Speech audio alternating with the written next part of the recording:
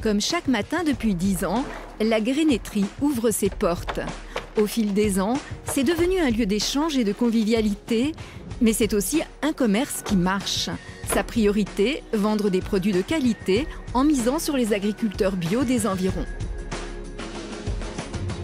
Moi je suis producteur de vin, mais j'ai pas le temps de faire mon jardin, donc je prends les légumes ici.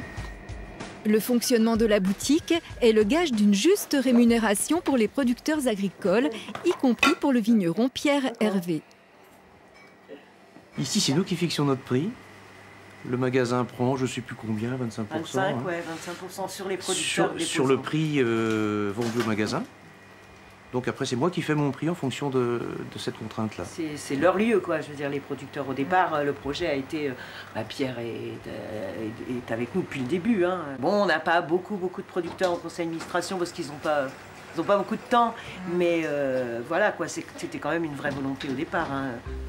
Installé à Villiers-sur-Yonne, à 12 km de Clamecy, Pierre fait partie de ceux qui ont contribué à relancer le coteau de Tannay, un petit vignoble disparu au début du XXe. Sa vigne de 6 hectares, il l'a conduit en bio depuis 25 ans.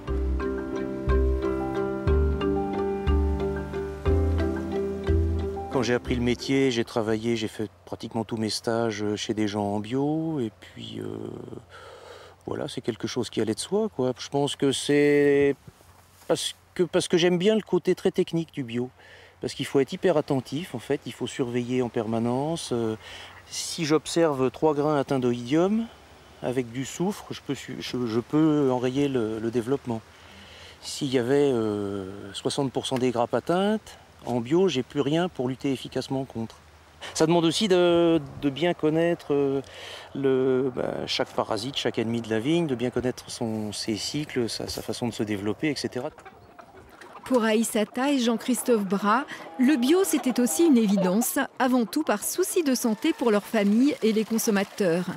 Installés depuis 1998 à Étais, à 16 km de Clamecy, ils élèvent des poulets en bio et cultivent de nombreuses variétés anciennes de fruits, comme la rainette clochard. Une bonne pomme, mais qu'on a du mal à vendre. Parce qu'elles n'ont pas de mine du tout. Elles sont toujours toutes petites.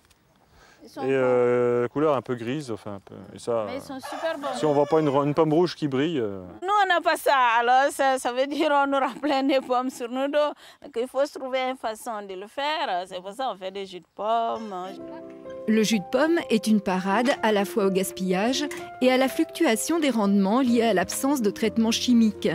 Riche en saveurs, il se vend très bien à la grainetterie, une vente en circuit court qui a beaucoup de sens. C'est aussi plus passionnant de produire en connaissant les gens pour qui on produit que de produire pour on ne sait pas qui, on ne sait pas comment. Du coup, avec des années, tout d'un coup, il n'y a plus de marché, donc les prix s'effondrent.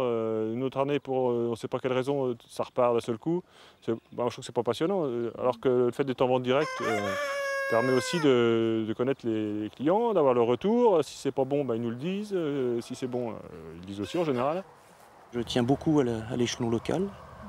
Pour moi, ça importe plus de bien vendre mon vin ici que de l'envoyer aux États-Unis, par exemple.